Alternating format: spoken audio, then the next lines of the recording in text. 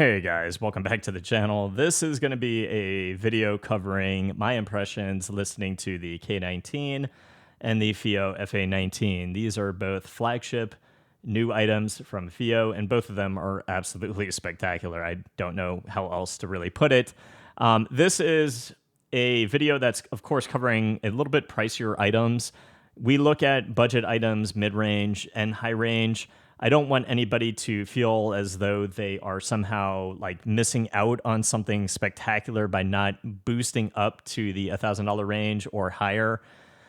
The competitive Wallhack certified tier list for competitive gaming, there are so many good options on there, and it really is something that you have to focus on your budget. If something is like a C+ and you're going to an A, I think you're going to have larger differences in more critical areas that hit you harder. And if you're going from a B+ to an A, it's a lot more marginal, smaller differences. If there are certain things, though, that you guys are interested in more from that general listening experience perspective, there's a lot of things out there in the higher tier range that just sound absolutely magnificent. It elevates that listening experience while also providing those competitive features. And the mix of the two is really where I think your decision to purchase something should be if you're looking at this range.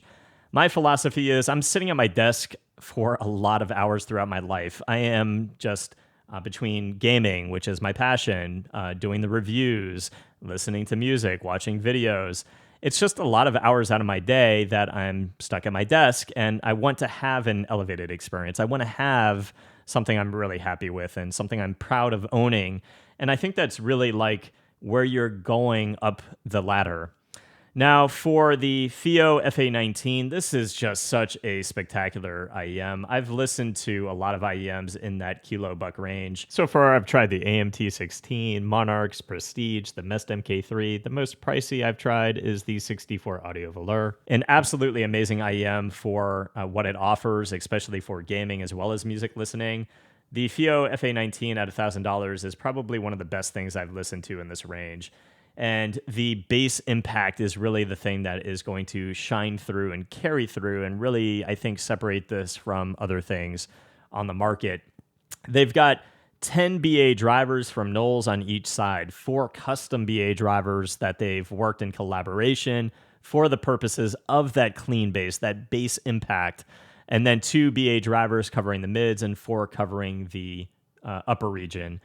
And what they kind of have done, they refer to it as this negative feedback system, which is said to not only improve the bass and make it deeper, but also improve soundstage and keep the front cavity better vented. It is a Rubicon audiophile grade crossover capacitor, which I really think is actually helping to segment out the different drivers and the different frequency ranges, making the separation, the layering, feel not only really nice in game, but also for music. The FA19 is damn resolving, impactful, it's deep, it's fast in attack and decay. The bass is truly just something that slams and provides a lot of monumental impact, but it's just so clean that the mids, the male vocals are still forward and present and absolutely crystal clear in their detail. They're not muddied, they're not being affected as far as to my ears. Everything just sounds natural and how things should be represented from more of that monitor grade feel while listening to tracks with good detail retrieval, good stage, and good separation. The treble region, I am getting such detail and sparkle on cymbal strikes and just air coming off of those cymbal strikes. It's airy, clean, detailed, and very smooth. It's a pleasant listening experience, one that I never experienced any sibilance. Right now I'm listening to a lot of Vultures. Just the bass impact on a lot of those tracks is just so transformative compared to a lot of IEMs that are in the mid-tier range. And I think that's really where the differences lie and what you should be expecting when you go up the ladder is you should have that transformative listening experience. Once you've listened to a kilo-buck IEM that really performs quite well, or a $2,000 IEM, $3,000 IEM, it becomes like less. You don't really get impressed as much with certain things as somebody who comes from that mid-tier range and transforms to that kilo-buck range.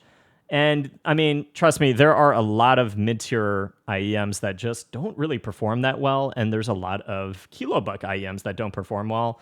But these are absolutely spectacular. They do have a dip switch, and the dip switch does elevate the bass, the sub bass, the mid bass to a great extent, where you really feel just more impact, even more so than the default tuning, in a lot of that sub bass slam in tracks.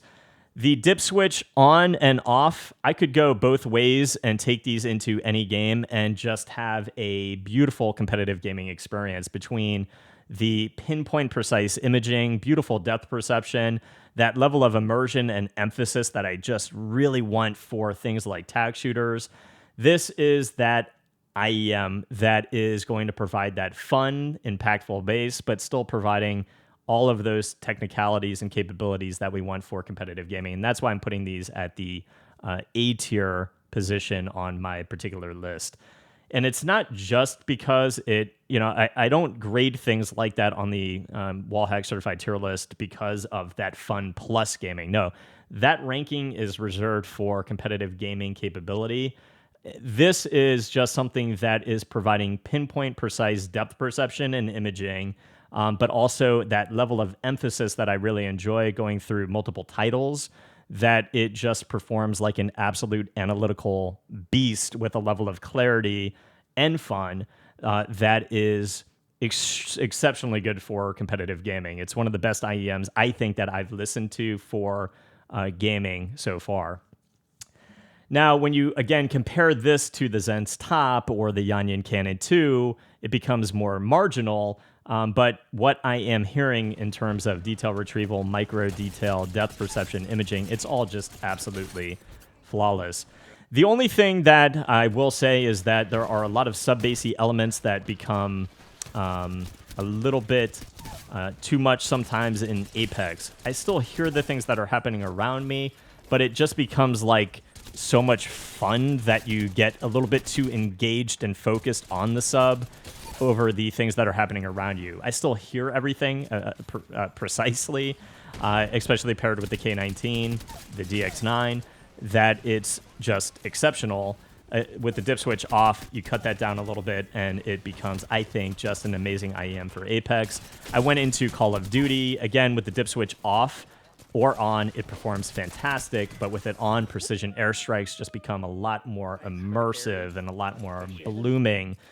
So with it off, I still feel that bass impact is absolutely immaculate, but I'm just getting a lot more detail of the things that are happening around me, and the imaging is absolutely pinpoint precise. Depth perception, beautiful. It's the best thing on my table right now that I've tried for Call of Duty. Taking them into Valorant, one of the best things that I've used to date in Valorant. Valorant paired with the K19, it almost is like the K19 brought the depth in a little bit comparatively to the DX9. Still wide soundstage, but took the depth a little bit in. And I feel like that change actually just made tracking people through walls so easy. This is like one of the best things that I have heard in terms of just pinpoint precise imaging of where people are coming from behind walls, and that depth perception. I mean, it is just scary how good these actually are for that Wallhack certification for Valorant. But Valorant is one of those games, it's quite easy to become adapted. So if you're using, let's say, like a Yanyan Canon 2, you're going to perform very well. So don't think like, you need this. But again, I have to say, it's one of the best things I've used to date. And paired with the K19, it was one of the best things I've used for Valorant, period. Taking these in Rainbow Six Siege, same experience as I had with Valorant, exceptionally good. The imaging, the clarity of little shuffles, the difference between people above me and the Thox, nothing became occluded in the sense that the deep bass above me drowned out anything else that was happening in game. The imaging, depth perception, immaculate for Rainbow Six Siege. I haven't tested Counter-Strike 2, but it's such a beautiful IEM that performs exceptionally well. Again, one of the best things that I've used in terms of that crossover for gaming and music enjoyment. Taking these for a ride in music again, man, turn that dip switch on. That bass is just insane. and its level of detail and precision, deepness, it's just such a nice experience. So whatever they did with those 4 custom BA drivers on each side, it's beautiful. Now, the K19, in comparison to the DX9, I might have to do a separate video because this is already getting quite long. But the K19 is a dual Saber chip, the 4th generation new chips in this unit. The amplifier information I'll put down. I'll just briefly show you guys their website because there's just so much technicality there to go over. It would just take forever. But an extremely nice unit, a sleek design on its 2 stands, really quite gamer-esque in its appearance, to be honest with you, with the RGB on the knobs that do feel quite good. Overall, the menu, it does provide different things. It has those ESS filters in comparison to what the topping DX9 has with its AKM chips. And I did feel at first this unit, I was just not enjoying it at all. I let this thing run for about 3 days, constantly 24 hours a day with my 490s on it, and it went from feeling very linear and reference and just too sterile to having a lot more bass impact and feeling a lot more organic than first taking it out of the box. The filters, you can go through 7 different filters. I went from, when I first took it out of the box, from fast, slow, mini. I stopped at mini because it was the one that was like the first to really sound quite good for gaming related purposes. And man, does it sound good in game. In terms of the cool thing about this in comparison to something like the DX9, it does have built-in EQs, and you can actually load custom EQs on this, which is awesome because then you can just have things preloaded and swap if you're swapping headphones or swapping this or that, the other. But this thing, first of all, it gets plenty of power. I don't even really need to like discuss the power because this thing will chew up my 490s and my 800s with ease.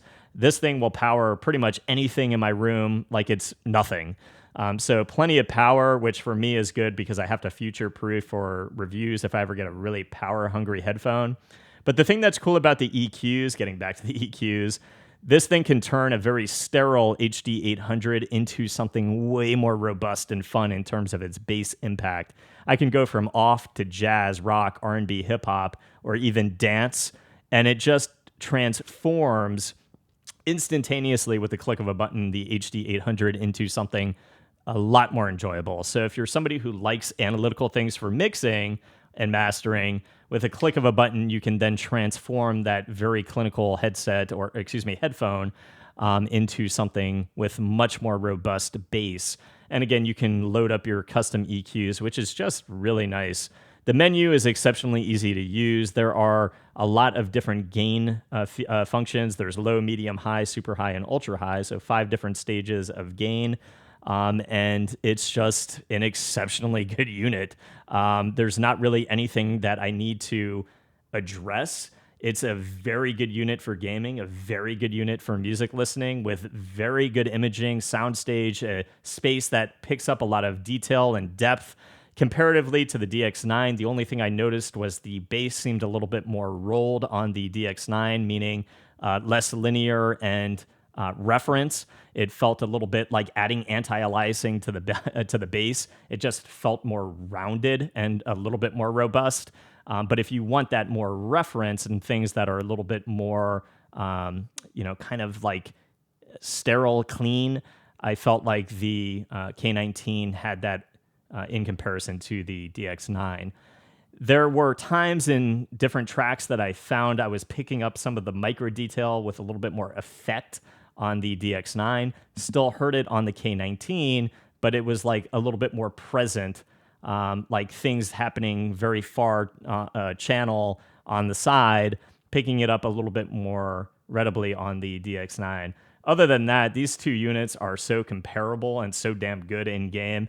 It would be very difficult to choose between the 2. And I think you really have to analyze the functionality of both of them.